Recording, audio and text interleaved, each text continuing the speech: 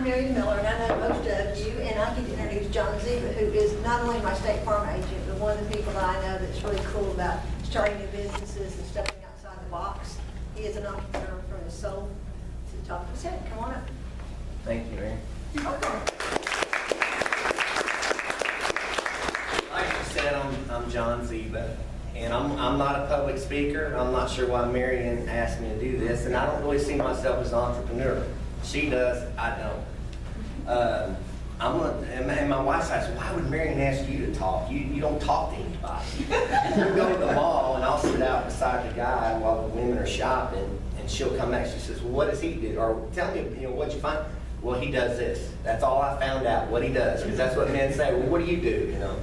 Women, she'll sit there and find out his life story. Well, so I'm going to try to talk the way she wants me to talk. So I'm going to tell you about my personal life first. First, I'm a Christian. We go to First United Methodist Church. Second, I'm a family man. We've been married for 14 years. I have two wonderful daughters, a 10-year-old and an 8-year-old, and you won't have to worry about keeping me on watch because at 8:30 I'm out the door because most importantly I'm her caddy, and she tees off at 8:45 at a golf tournament out here at Lakeshore. That's my most important job right now. State Farm, I've been with State Farm for 20 years. I've been in Madisonville as a State Farm agent for 14. And that's given me the opportunity to be that entrepreneur, as Marion says. And really, again, I don't think I'm an entrepreneur. I'm just a guy trying to make a buck. And like Mark said, trying to find a need. Everywhere I go, and my wife too, we're looking, would that fly in Madisonville? Could we bring that to Madisonville to bring something that will make it here and make the community better? Another misnomer, I don't own Hertz. So when you call me for a car rental deal, I can't get it. I can't get your reservation. All I did, again, was look for the need. I saw that State Farm was tight with Enterprise. All of a sudden, we were renting cars to Hertz, through Hertz. And they were sending people to Evansville and Hopkinsville. Well, what's in between those two markets? Madisonville. So I contacted their corporate office, asked Hertz, would you come to Madisonville? We'd love to. We're actually looking at Madisonville. So all I had to do was go out and find a building to put them in and work that out. We own Tranquility Day Spa. We've had it since 2005. Trying to make it go in that business again, just trying to find something key. She's been in education. She was tired of education, wanted to try something different. What can we do? We're looking for businesses. She loves making herself up and doing all that spa stuff, so that's what we did. And it's been successful for us. Like Mark talked about capital, there's a lot of bankers in here, so I'm not going to pitch any one bank. But I will say State Farm has a bank too. I use that for my personal banking because it's convenient. I can do anything I need to do online. But when it comes to a business and needing business funds, you have to have a local bank and a local banker that you can trust and go to when you need it. And I don't care if you go to any of these bankers in here, just form a relationship with the bank. My bank's right here. Chris Finley takes great care of me at First United Bank. But again, if you don't have a relationship, form a relationship because you have to have that relationship to get the funds. Trying to think of some other things to talk about. Let's see. Again, on the Hertz deal, that was, a lot of BS on my part. I'm talking with corporate lawyers and they're calling me and say, well, you need to have your lawyer look at this. Okay, I'll be right back with you. I'm thumbing through their 26-page lease. Mine's a 1-page lease. Okay, my corporate attorney looked at it. We're good to go. I'm just trying to get you. I couldn't tell you what that thing said, and I don't care. As long as it's unauthorized practice of law. We're going to get you on that, dude. But so I go to the bank. I say, hey, here's what I need to do. Can we make it happen? And it was like a whirlwind thing. And it's just, that's kind of how it's been. And again, as far as an entrepreneur, maybe, I don't know. I joke around with everybody. I don't even know which financial institution had the commercial on TV for a while, but I think his name was Roy Johnson. And he's driving around on this lawnmower in his front yard. He says, man, I got a beautiful house and a new pool and a nice car, and I'm in debt up to my eyeballs. That's me. I'm in debt up to my eyeballs. And this young man over here was asking me today, how do you do it, making it? I said, look, all I try to do is make my payment every month. That's my goal. My personal goal is to make my mortgage payments on all my stuff every month, because I'm not looking at, am I going to make money today? I'm trying to secure a future for my family and my kids 10, 20. I look at everything 10 and 20 years out. And I also use my father, passed away a couple of years ago, and before he did, I was joking around. I said, Dad, I learned a lot from you, and I hate to say it, most of what I learned is through your mistakes. And that's kind of what I've done. He was in business, small businessman, a small community. Never could get the guts to go out and buy a building. He rented, and I don't know how much money he spent on rent. And my goal when I came to Madisonville with State Farm, my goal was within 3 years, I wasn't going to pay rent to anybody but myself. So I started looking for my first commercial building, because that's where I saw his biggest financial mistake. And that's kind of what's driven me. And then again, it's a lot of luck. You know, God has blessed me, has blessed my family, given us the opportunity. I don't know that my wife can call Madisonville an opportunity. She still kind of hits me every day when things don't go right, because she had a great career, college coach, dean of admissions at a small college. We weren't married, and I brought her by the Parkway, and I said, look, there's an Applebee's and a Lowe's. It can't be too bad a place. That's kind of didn't really do my research, you know, with State Farm. They just kind of place you, and that's kind of what brought us here. But, you know, it's been a good community. Again, she doesn't call it home, but my kids do, and all we want to do is make Madisonville better for our kids. Questions? Comment. I still think you're an entrepreneur, because what defines that for me is someone who's looking for opportunities to grow their future, to taking the risk to do that, and looking for new ways to enhance the community and enhance what they do. And they got their fingers in all kinds of pies, and they're running around, they're trying to get everything done. They're looking for the future and how it's going to grow. So, you know, my hat's off to you. And I learned a lot from A, what you've done right, and B, what you've done wrong as well. And I think that that's part of what we learn here is what is going to make us better, and what mistakes are we doing now that we're not thinking about. You know, buying a building is one of my goals at one point in time, because I do pay rent. I have a good building that I'm paying rent in, but, you know, those are the ways you can secure your future and change some things up. What do you think was the biggest mistake that you've made as far as, you know, because you jump in quickly because you see the opportunity. So as a result of that, you do make mistakes upon occasion. I think it's the same mistake and that everybody made, and Mark touched on it. You always underestimate your expenses and overestimate your income on any new business. And sometimes it's that, and sometimes it's sold to you. You know, State Farm was great about telling me what my income, you know, but they had it flip-flop. You know, my first year here, you know, I was a State Farm adjuster, catastrophe adjuster, and I had a good income. I think my first year here as a State Farm agent, we just had gotten married, just bought a house. I made $15,000, and I mean that was a big punch in the gut. But again, I knew within the next 5 years, that was my time frame, 3 to 5 years, that I'll be ahead of where I was. So not being afraid to step back, to go forward, I think is the biggest thing. Biggest mistake is the same mistake that most people make. I always look on sometimes the bright side, and I don't always calculate all the negative stuff. Underestimate my expenses. What's your next project you're going to look at? Well, You got something in the back of your mind at all times?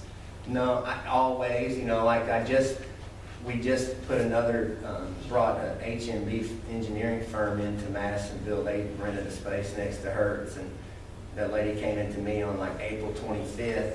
And said, yeah, we'll take that unit. We want to be in by May 5th. Can you get it done? And I thought, I don't know where you're from. I don't know if I can get a contractor to call me back by May 5th. But we got it done by May 13th. And I think May 15th, I told Kia, I said, well, I guess I got to find something else to do. And she gave me a pretty dirty look. So we may be done for a little bit. And then she also said, the next project or the next thing I buy better have a waterfront view.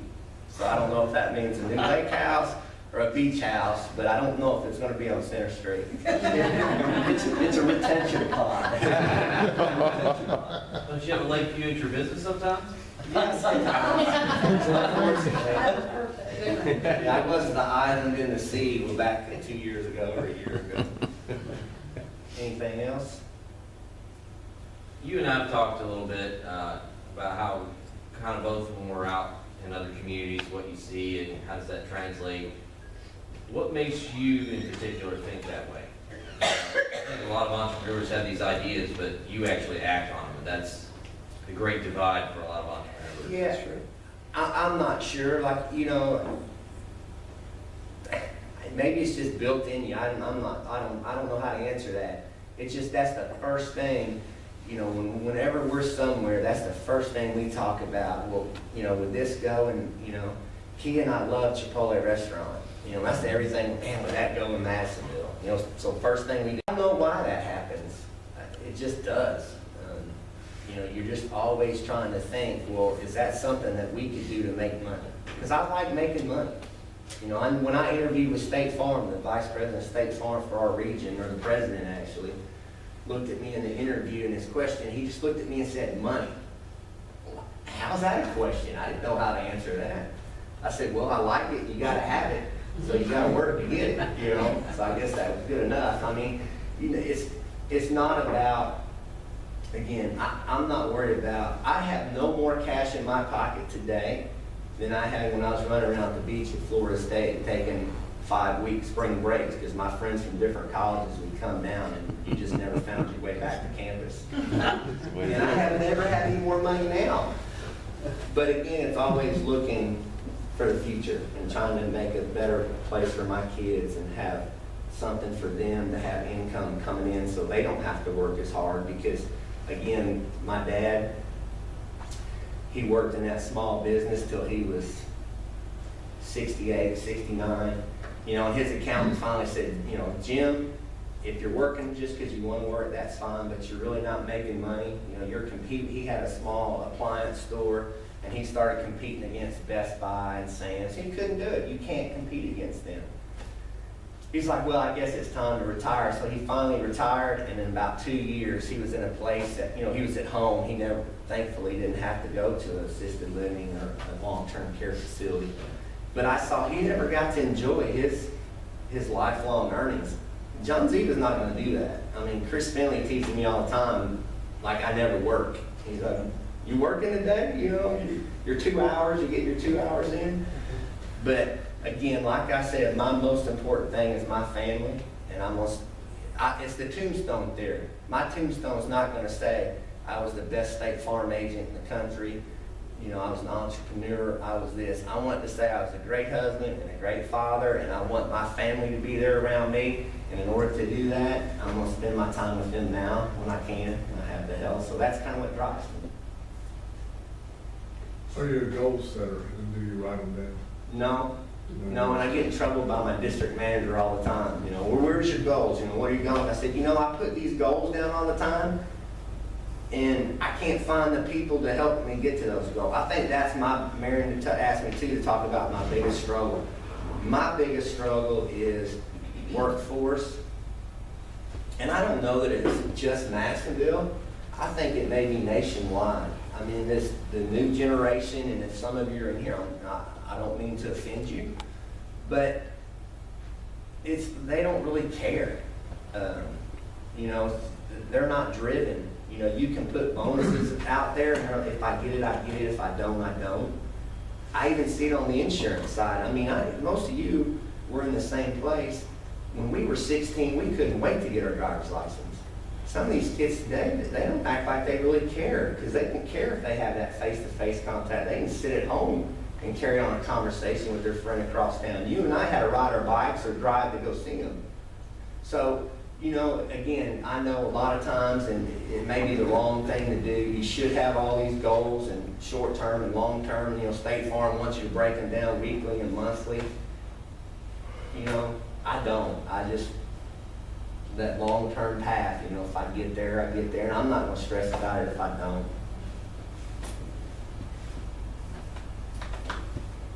Anything else?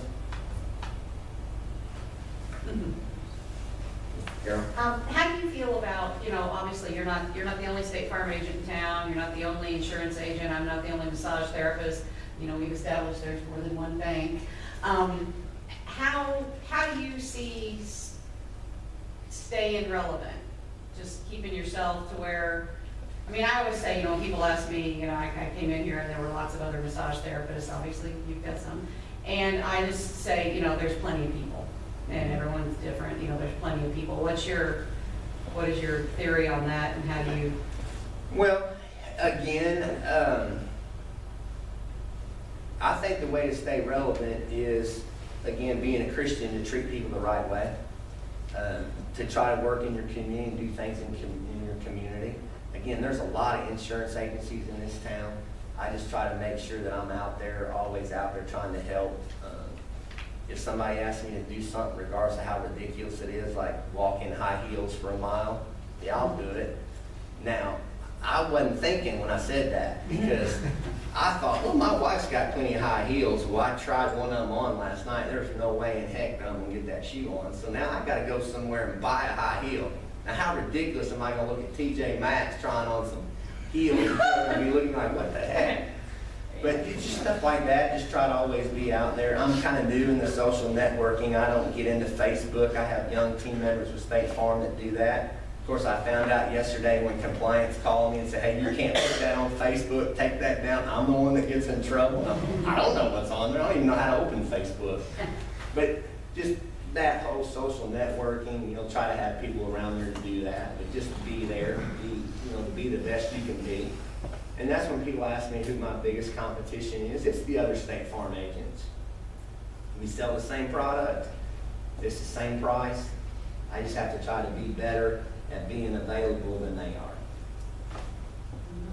You all can go back for my State Farm agent. Your base business is the State Farm, which allows you to do some other things that you're doing. On the Tranquility side, how are you taking the relativity of what you're doing on State Farm and applying it to the entrepreneurial business, which is the Tranquility Day Spa, which is not a standard State Farm agent plan of action? Well, it's hard for me to answer, because I'm not going to stand up here and lie to y'all and tell you that I wanted to have a Tranquility Day Spa. That kind of got dropped on me. And Your high heels though. yeah, that's right. And sometimes I get kind of mad when people are like, gosh, Key, I don't know how you do it. You teach your mother and you own the spa. And I'm thinking, yeah, she owns the spa, but I run it. I'm the one next door that they come running to every time there's a problem. So I mean, I feel like it's just one of those things that just happened. We went on a path. It didn't work out the way that we thought it would.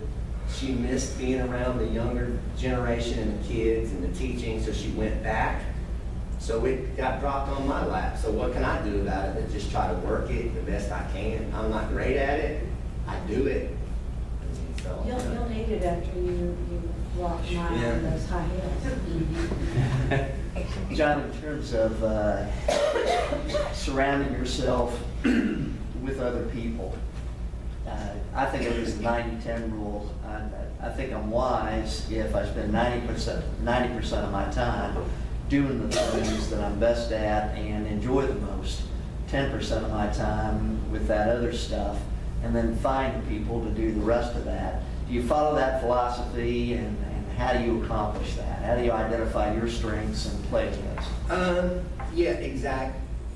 I'm not a good, I don't know how to put it. I'm not good at directing.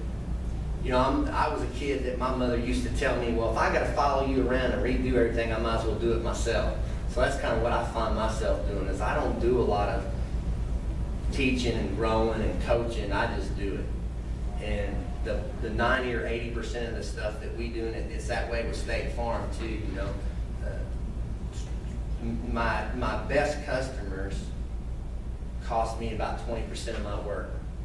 It's the one car households that are 80% of the work. People, cars canceling, coming back in, flip-flopping every day. You ride a car one day, the next day it's broken down.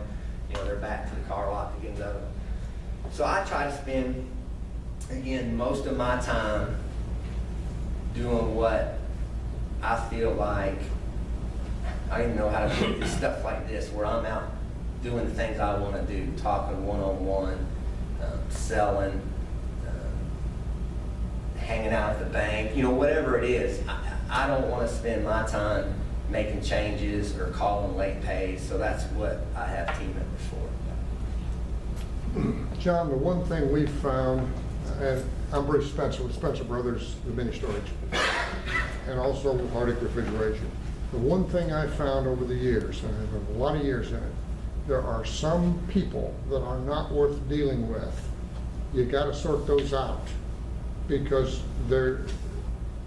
that's the advantage you can take by being your own business owner. If you're working for someone else, if I'm working for Mark, and I got some crabby old lady that I just hate dealing with, but Mark is over me saying, you gotta treat her nice, and you've gotta deal with her, because Mark's the one getting paid for all that. Now, if Mark wants to say, lady, you're not dealing with, you hit the street, well, maybe he can do that. But that's the advantage of being your own business owner, and you need to sort out the people that are not worth dealing with. It'll make your life much easier. I agree. Go buy your insurance someplace else, and we'll both be happier. You know, you can't tell it to everybody, but there are some that would be worth it. And we've told, people tell us all the time, well, you have to sell me insurance, this is state law. So no, state law is you have to have it. It's the state law. Yeah. Somewhere else and get your, we've used that before. Yeah. Anything? Well, it's time for me to caddy. It's a pleasure being here, a pleasure meeting you again. Everybody in here, I know most of you, and I'm no different than you are. You're just trying to make a dollar, but more importantly, make a statement in your community and make the community better. And I think Mark even said it too, when you do that, the rewards will usually come. Thank you. Thank you.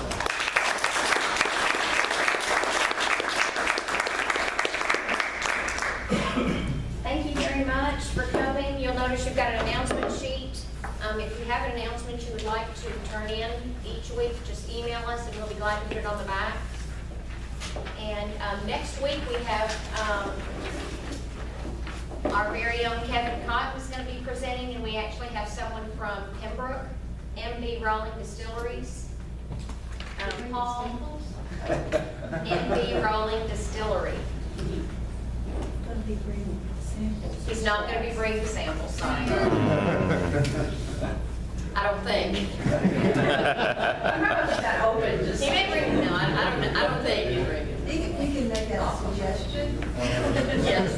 Okay, I'll ask. And instead of bringing samples, you want to have the room filled? That's right. Okay, I'll ask him, and bring your friends, maybe he'll bring us, yeah, maybe. All right. Okay, see you next week.